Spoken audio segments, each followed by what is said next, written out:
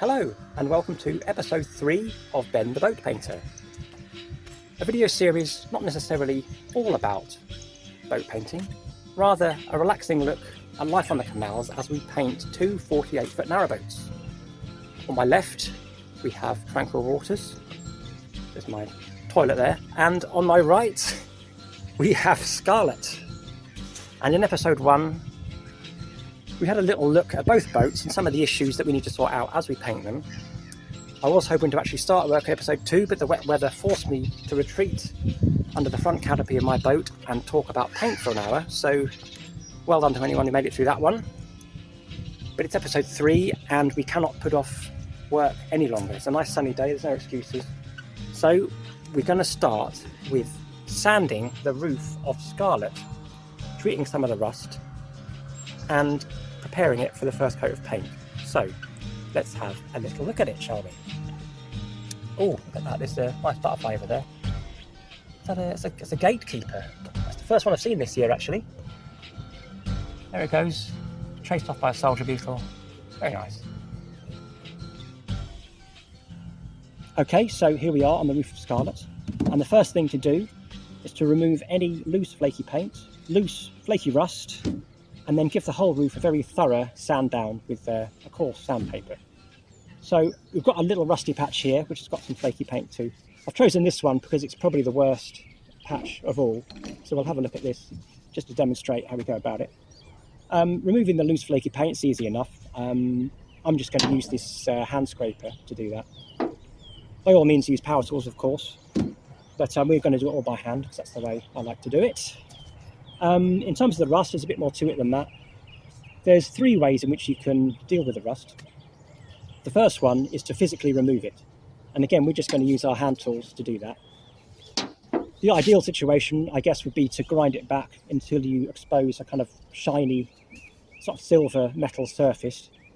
But the fact that there's the other 2 methods of dealing with the rust on top of the first method means we perhaps don't have to do the first one entirely perfectly. So we're going to remove as much rust as we can physically, then move on to the second stage, which is rust treatment. And we looked at this in the last episode. We've got a rust treatment solution there, which we're going to apply once we've removed as much as we can.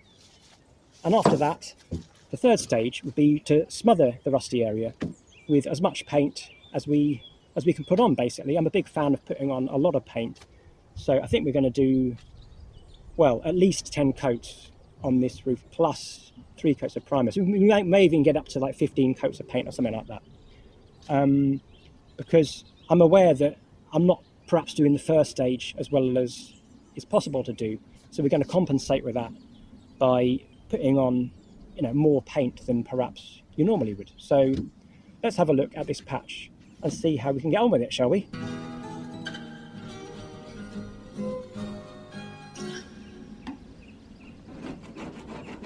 Okay, away we go. The first few moments' work of what is going to be a very big job. Usually it would take me about 2 months to complete a boat, so we've got 2 boats to do here, so at the very least it's going to be 4 months, but I think I'm working at a much slower pace than what I would do if I was painting a boat for a client, because I'm editing and producing these videos at the same time. And also, as I get a bit older, I just can't do it as quickly as I used to. Anyway, I'm scraping pretty hard, but if I have to scrape too hard to remove this material, then it means there's probably very little wrong with it, so it's not worth removing. Okay, that's probably enough scraping, to be honest. The reason I say that is I've scraped back this paint here and it started to expose, like, it's not shiny. Yeah, no, it is. I wouldn't say it's shiny, but it's certainly not rusty. So there's areas of metal I've exposed that are no longer rusty. So to that end, I've got faith that the metal underneath this kind of section of paint here, there's probably nothing wrong with that. So I'm just going to leave the existing paint on there because, well, it's good just to have a little bit of extra paint on the roof, really. And this kind of more stubborn area of rust, you can see it's sort of like that orangey colour. It's not thick, it's quite a thin area of rust, so I think the rust treatment will be enough to deal with that. So I might just give it a bit of a brush as well, just to get any more. There's still a little bit coming off there. And then maybe a little bit of sandpaper as well. And the benefit of using the sandpaper as well is this is going to give the surfaces of the metal a bit more of an abrasive quality to it, so the rust treatment will stick on to that a bit better. I mean, you can see I'm sanding pretty hard. I still can't quite get rid of that kind of discoloured quality to it. I suppose I could keep going and going and going, and then eventually it would go. But I'm happy with that, to be honest. I'm confident that the rust treatment's going to deal with that quite effectively, because there's, you know, as when we started off, it looked quite bad, didn't it? I've literally just been scraping it for like a minute, and I've not completely sorted it out, but it's pretty good, to be honest. So that's not bad. I think it's time now to go to the next stage, which is the rust treatment.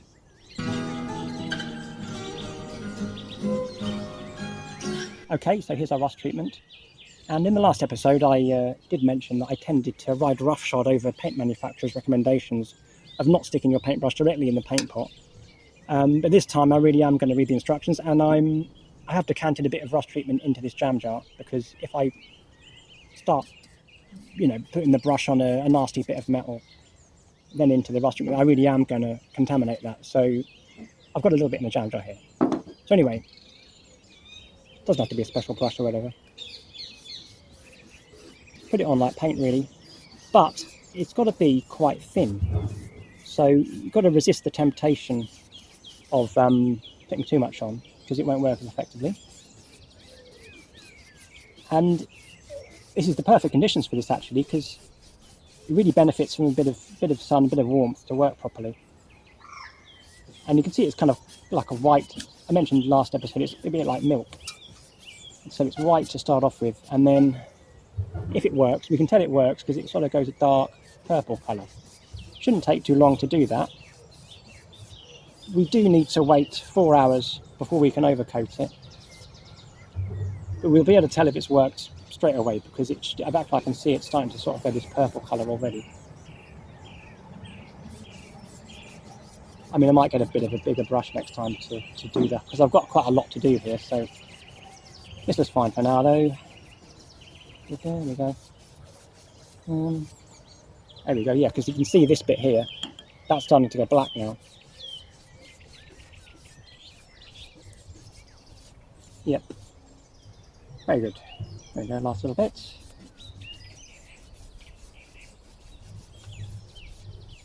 Yeah, make sure, of course, you've got full coverage, of course. You don't want to miss anything out, because this is quite an important stage, this rust treatment. And as you can see, yeah, I can start seeing this end's black. This is still the kind of white. It's starting to go a bit purple, though. So you can actually watch it do its thing as we speak. I mean, okay, I'm already on episode 3, and I'm already posting a watching paint dry video.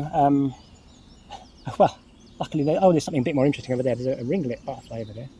There you go.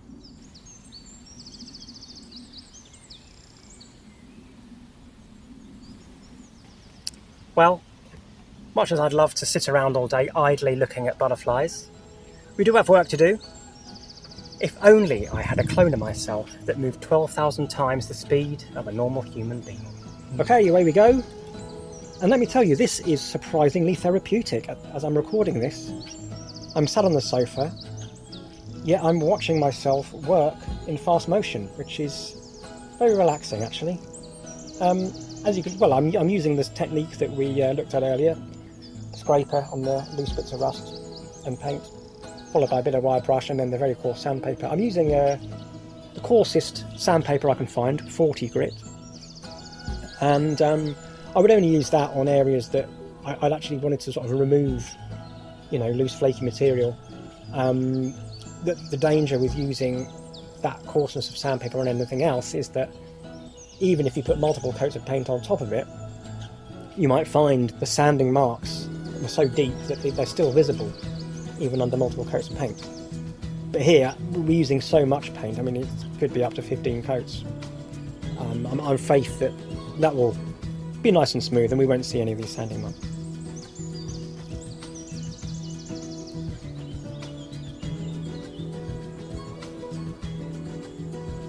A couple of boats are racing past there.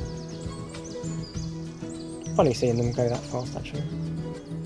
I'm glad they go slow in real life. It's one thing about the canal, actually. It forces us to slow down.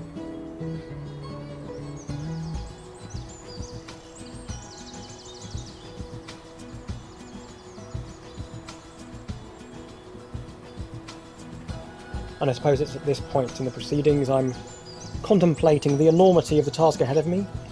Not just the roof, I mean the two boats in general. I'm finding as the years roll on I can't do this work as fast as I used to be able to, so I mean at the pace I'm going, well not this 12,000 times reality pace, but in real life the pace I'm going could even take 6 months to finish these two. Anyway, you've got to keep going though, haven't you? Keep going no matter how slow you're going, or fast in this case.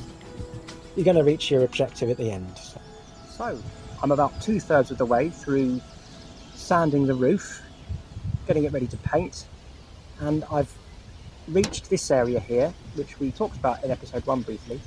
And what I believe this is quite a shallow dent in the roof that's been filled in order to smooth it out. And I did mention I was questioning the merits of using filler in this way, because I think what's happened, despite the filler being applied in order to stop the water gathering on this area, what's happened is eventually it's actually made the problem worse, because the filler has cracked here, and instead of preventing the water from sort of puddling on this bit, the water has actually accumulated underneath it because the cracks formed, the water's gone in, and under here we have a lot of very nasty rust. Now I'm going to continue unveiling whatever is under here. It's not going to be very nice. Oh dear, look at that. See, that's definitely, that's too thick for paint. You can see it, there's that kind of white plaster of Paris type texture. I'm going to keep going. Wow. Okay, I might, now, okay, I'm going to not go any further, because, maybe this looks better. I'm going to probably leave it at that. I think the rest of it's stuck on quite well, and I'm starting to expose shiny steel, which means there's nothing wrong with the metal under here. So, I'm going to leave that hole exposed, I'm going to keep the dust, and I think I am going to put some filler on there, just because that's going to look so ugly if I just paint over that. That's very thick, it's about 5mm thick. Although I'm not a massive fan of using filler in this way, let's have a look. Yeah, that's stuck in quite nicely. So I'm going to leave that. So yeah, I'm going to put filler on, but I'm going to put a lot of paint over it. I'm going to put about 10 coats of paint over this. So hopefully there won't be a repeat of the same problem, and the filler will remain and do its job and protect this area. So a lot of scraping. I'm going to do a bit of that later properly. Rust treatment. Going to put some paint on first, then fill it, then put even more paint on. So I'm going to really concentrate on this area and put a lot of material here, because I don't want a repeat of this, and I want it to look good as well. This roof doesn't have to look perfect, but this is going to look very ugly. So yeah, we're going to sort that out later. I would have liked to have done this sequence in one go, but it kept raining. It's been very wet this month, very wet. But in total, I think we're looking at about 10 hours work here. Well, maybe a little bit more, so it's sort of like a day and a half's work. Which in the grand scheme of things is not too bad actually. I was with my friend Ronan. I did explain to him that he would be on film, but that he would only feature for about a second, so he didn't seem to mind, so I've kept that in. So yeah, about a day and a half's work. My beautiful partner there, just ensuring we are maximising our solar energy. See, the sun's come out there, so we've made full use of that and got our portable solar panels out, as well as the permanent ones that are installed on my boat. We're approaching the end. Welcome sight. On the boat, speeding past. Swan in hot pursuit there as well.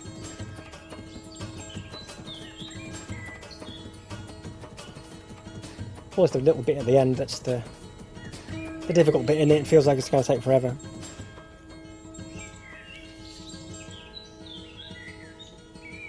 And I think it's at this point that I spot something very interesting in the bush at the side of the towpath, and I promise I will show you the footage of that at the end of the episode. I'll try and do that every episode actually. At the end of every episode I'll have a nice kind of bit of nature for you to look at. It's if you slow down, if you're outside all the time, really a bit of romantic encouragement at the end of there. I would say you see something spectacular or unexpected almost every day. It's one of the beauties of living on the river, and also because you're moving along. I believe we're going to move the boats next week, in fact. Finished. Way. All right. Don't get carried away. You're celebrating too early. There's still this bit round the back hatch to do. I don't know. Anyway, won't take us long. We've nearly got to the end of our first 10-metre roll of sandpaper, so that equates to just under £5 worth of sandpaper for the whole roof. Not too bad. And once we've done this last little bit, the next thing to do will be to give the roof a very thorough mop, just to get rid of any remaining dust. Although I think that's a job for Speedy Gonzalez over there, I think. Yeah, you'll enjoy that, won't you? There we go. Once the roof is nice and clean, we'll be able to apply our layer of rust treatment. You can see that dark patch in the lower central area of the screen. That's the one we've done already. We just need to do the same for the rest of them. And speaking of rust patches, look at this little guy. Seems very interested in the rust on the rear hatch there. Two-spot ladybird, quintessential English ladybird, I would say, although you don't see it that often.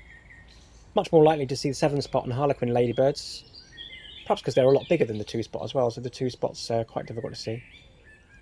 There he goes. And there's Speedy Ben as well, getting on with his mopping. In that washing up bowl, I have some sugar soap, which just helps lift off some of the more stubborn grime, and make sure we've got a nice clean roof to work on. Yep, there he goes, my faithful assistant. And while he's doing that, you'll remember that I promised to show you what caught my attention in the hedgerows along the towpath there. So have a little look at this.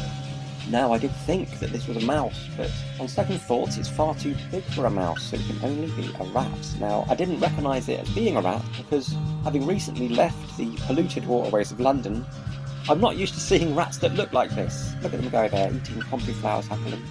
In the countryside, it's very fluffy and clean, and it occurred to me at this point that to what extent we reflect the environment we live in. And I can only hope, as we move our boat into increasingly more beautiful surroundings, that our environment will have a similar effect on us.